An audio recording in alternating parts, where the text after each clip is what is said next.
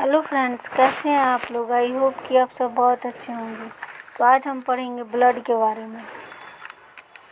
रक्त का परिचय। रक्त के अध्ययन को हीमेटोलॉजी कहा जाता है। यह एक तरल संयोजी ऊतक यानी फ्लूइड कनेक्टिव टिश्यू है जो ऑक्सीजन या पोषक तत्व, ऑक्सीजन, हार्मोन, गर्मी और एंटीबॉडी जैसी कुलित गैसों का परिवहन करता है। मानव शरीर में रक्त की मात्रा लगभग 5 से 1.5 लीटर होती है और इसका पीएच मान 7.35 से 7.45 के बीच होता है। रक्त कोशिकाएं को कार्पस्कुलस के बिना रक्त के तरल हिस्से को प्लाज्मा कहा जाता है। रक्त के प्रकार। रक्त कोशिकाओं को 3 मुख्य भागों में विभाजित किया गया है। लाल रक्त कोशिकाएं यूथेरोसाइट आरबीसी, इसका मुख्य कार्य ऑक्सीजन का परिवहन करना है।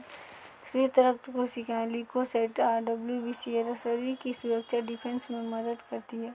प्लेटलेट्स थ्रोम्बोसाइट्स ये रक्त का थक्का जमने में सहायता करती है। मुख्य विशेषताएं। विशेषता। लाल रक्त कोशिकाएं आरबीसी की उत्पत्ति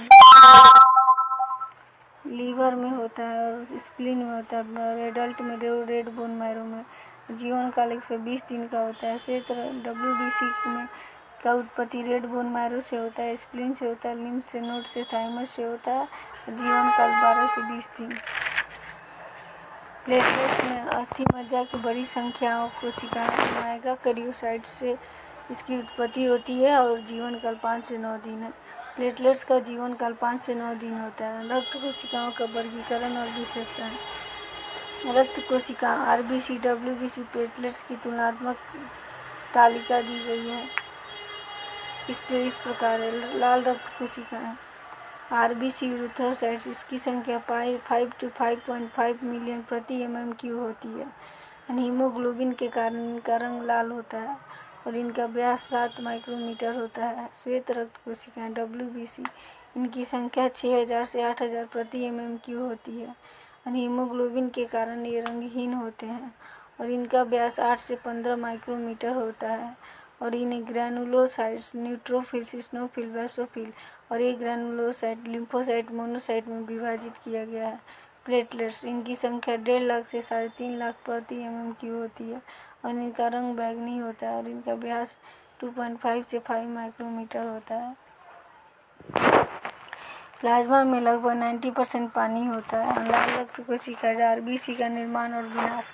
आरबीसी का जीवन काल लगभग 120 दिन का होता है। जब आरबीसी नष्ट हो जाती है तो हीमोग्लोबिन के घटक जैसे ग्लोबिन, आयरन, बिलिरुबिन का रिसाइक्लिंग किया जाता है और आयरन को फेरेटिन के रूप में संचित किया जाता है।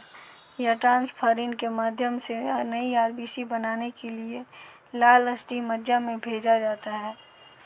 श्वेत रक्त कोशिकाओं का विवरण। न्यूट्रोफिल्स कुल डब्ल्यूबीसी का 60 to 70% होता है और इसका कार्य है फैगोसाइटोसिस।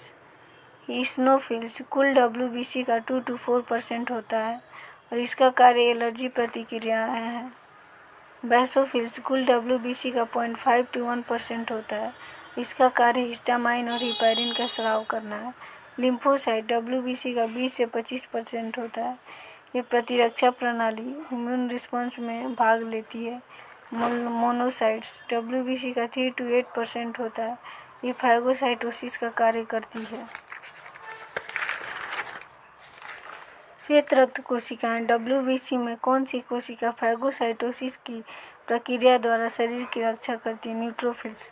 न्यूट्रोफिल्स श्वेत रक्त कोशिकाओं का एक बड़ा हिस्सा है जो आक्रमणकारी कणों को निगल कर फैगोसाइटोसिस उन्हें नष्ट कर देते हैं। Thanks for watching this video. Don't forget to like, share, subscribe and comment.